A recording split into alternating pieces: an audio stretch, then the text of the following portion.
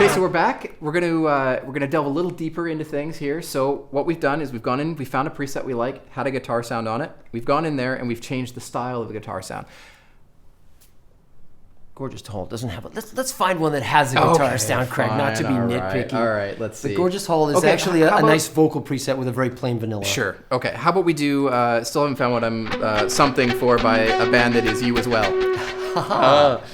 So we go in here, we found that it's got an edge drive that has nothing to do with a person at all. Whose name might be. No, not, yeah. So then we say, okay, we kind of dig what's going on here, but we want to change things a bit. So pressing and holding any of these lit blue buttons will get you into the next level of menu down. And that gives you access to the style for all these separated effects. Right, because you can see the guitar effects advanced screen, 1 of 3. Right. So there's 3 screens. So we only give them a little control there. Yeah. Only 3 pages. And you'll see that only the right button lights up, meaning you can go that way, but you can't go that way. Gotcha. So on this top level here, we've got access to changing the styles, it looks like, and the level of those styles. Well, this is the easiest. This is the second easiest way. You saw the first easiest was to just change that style on the guitar basic screen. And now we go down to this, and you can say, okay, well, everything's good, except I want a different reverb. Okay. So you would select the reverb here, and it would highlight, and then you just use the knob here to select a different reverb. Yeah. And turn it up. Turn it up or turn it down. So there we go. Right, okay. And one of the cool things maybe people didn't know, we'll just back out really quick here, is that we have these little stomp boxes that actually show you whether or not you've got that effect turned on or off. What does the U mean? So U would be micro mod. So micro is the scientific, the little U with the tail on it, so we like to be all engineering on that stuff. D for delay, R for reverb. Now you notice if we go in here again, and I turn reverb level to off, and I go back, that reverb pedal's gone from the chain. Gone! So it sort of shows how it would be in a guitar player's setup if they had taken a pedal away from their setup, which is kind of neat. So you'd adjust your levels and your different styles for those things, but then obviously there's more.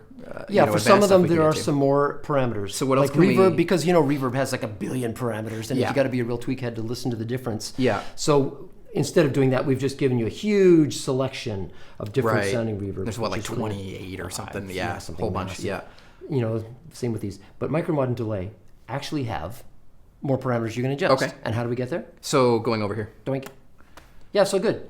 And of course, these have nothing to do with micro mod, delay, and reverb. Perfect. Okay, perfect. Nice segue. So let's go straight into EQ. It looks like here. Yeah. Well, this is more like what an amp. This is your amp control. You've set the drive. You've set the amp at the top level. Yeah. You've set the drive but now we want to adjust the treble or the bass, like you would normally do on a guitar amp. Yeah. So it's not as much like a parametric EQ or a graphic EQ. It's more like the knobs on your guitar amp itself. And the treble control and the bass control is they're preset to frequencies that you would find in those amps. Okay. So they're there to simulate it. You wouldn't have a Fender sound sounding like a Marshall. You wouldn't have the tone controls because Marshall tone controls don't do anything. It just goes because you dime them anyway.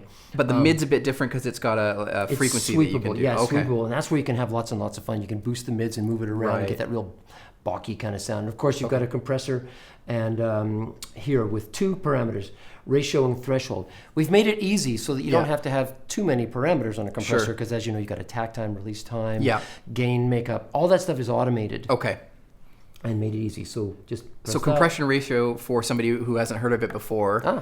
Do you want to talk a little bit about that? Compression ratio is the amount. Okay. And to a certain extent, threshold is kind of like the amount as well. Okay. But this tells you how much it flattens it.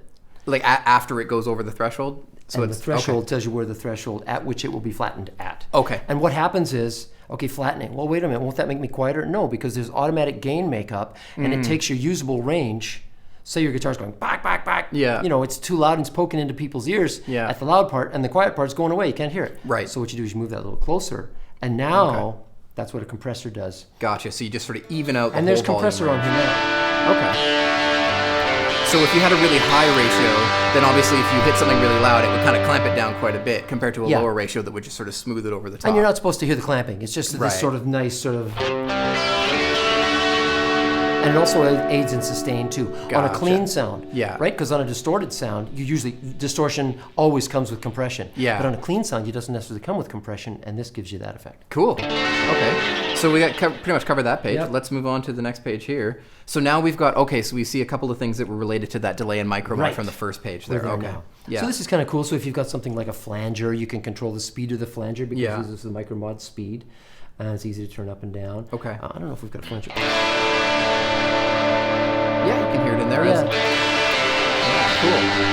That's Yeah, actually kind if of cool. if we go back here, I guess we could turn up the micro mod level and then go back here. So as I reduce the speed, it gets faster and faster and faster. Yeah, you can have lots of fun Okay, with that cool. one. Yeah, that's kinda a neat cool. one for sure. Delay feedback. Delay feedback. It sounds like something you don't want to hear at a gig, right? Yeah, the exactly. delay feedback's turned up too much. Vocals feedback bad. Yeah, Guitar yeah. feedback not so bad. Okay. Delay feedback is the number of echoes. Okay, sure. So if you've got something that's going chang chang, Yeah. that's low delay feedback. Then you Right. go chang gang gang gang, And it just you know keeps that's going lots and of going. feedback. And then you pick something halfway in between. And usually the styles have a good feedback setting for the amount of time that's set to those. But you don't have to change it usually, but you can there. And then we can manually set the tempo. So we showed in the VoiceLive Play video how you could use the foot switches, the up foot switch and the hit switch to do tempo together. Right. So you could tap that in if you wanted, but if you knew exactly what was going on in your song, you could you could put the tempo in there as well, right? Yes, but that also relates differently to different styles. Oh, so okay. if we go to our famous set time Yeah. or slap, you can actually Oh, I see. set Now the it's time. See, now it's set the time. milliseconds rather than beats. So now you can beats per set minute. exact milliseconds, which is another Okay. really creative feature. Sweet. You can have it long or short, whatever you like. Yeah. I mean, like you can do some crazy stuff with really, really, really short delays, and you get that sort of pseudo. It's hard to tell with the micro mod on there, but Yeah. you get that sort of really, really roomy reflective sound. Okay. And if I adjust this here, this delay time here, or the tempo here, Yep. does that affect the vocal tempo as well? No. They're on the same tempo? No, you can have independent tempos? Well, or is it just independent when you're styles? talking about, I'm talking about time. No, Yeah. you can't have different times. Or Right. You Same time, always different have- styles, right? Yeah. Yeah. So I could have We're like confusing the folks here. So I could have a ping pong delay on my voice Yep. and a quarter note delay on my guitar, but Yep. they'd be at the same tempo. Yes. Okay, if cool. you're using styles that are set to BPM, Okay. not time. Awesome. Yeah.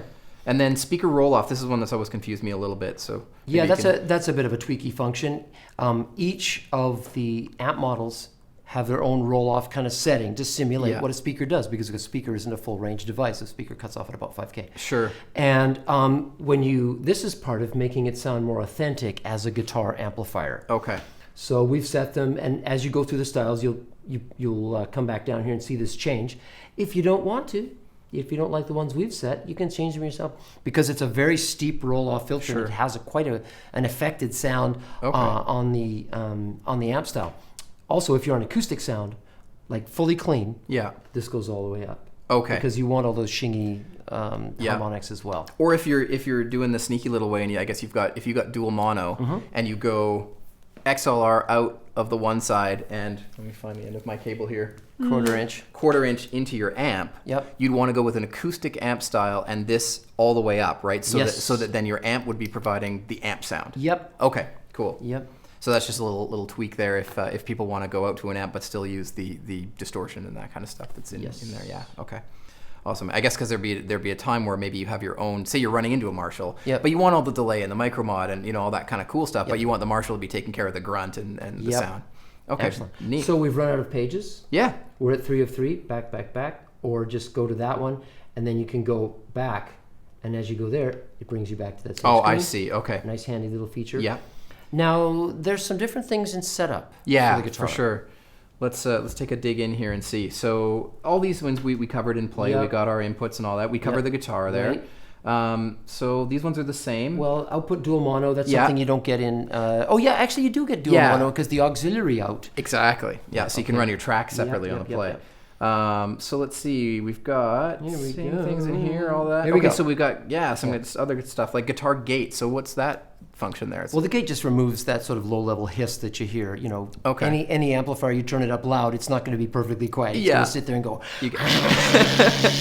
And actually, we have a way of getting rid of that. So that once the volume gets low enough, it kind of just mutes things? Is that sort of the way it works? Okay. And so minus 72 means that it's very sensitive. You just have to just touch. Right, so you could even hear just your pick touching there. Yeah, you can hear it touching. But as you turn that up, Right. it'll get harder and harder and harder. But you don't really need to turn it up too high unless you're using one of the styles that's really, really grunty. Okay.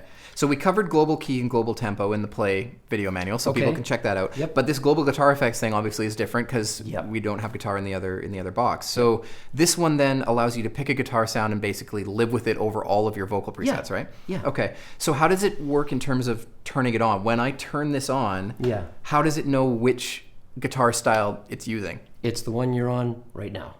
Oh, okay. And now that's pretty straightforward. Pretty straightforward. So you can back out and go, oh, I don't think I'd want that for all my vocal presets. Why not? Maybe you know.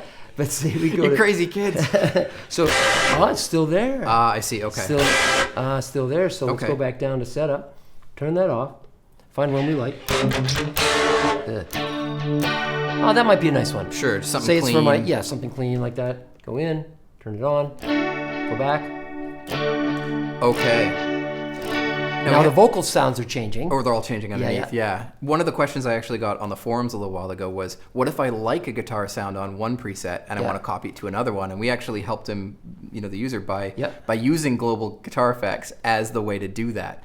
Oh, yeah. And so what we ended up doing was that you would say you're on this, number 7 here. Yeah. You've decided you want global guitar effects. So we'll hear what that one is. It's got some delay, whatever. Okay. So we turn global guitar effects on. Yep. We'll go to the preset that we want to copy it to, go back into setup and turn global effects off, and then store the preset twice, and it will actually save those guitar effects. Oh, good. It's a nice little copy feature. Yeah, exactly, because we didn't have another way to do that. So this kind of gives a little bit more flexibility in being able to kind of bounce around the guitar sounds you like from one place to another. This thing's middle name is flexibility. Yeah, it's amazing. I mean, for sure. For the size that it is and the cost it is, this thing is just an amazing processor. Cool. So I think that pretty much covers it. We've got shown a lot of depth here that we've got within the box. People can go in there now and kind of mess around and change a whole lot of the stuff that they like about the presets and find the sound that really suits them for their vocals. And of course, as you know, we've referred to before, we've got those 3 parts of the VoiceLive Play manual out there as well, so people can watch that for the vocal stuff, and then hopefully this will help them get going with all the guitar stuff. So thanks so much, because I can't play guitar near as well as you can. Look how far it's got me.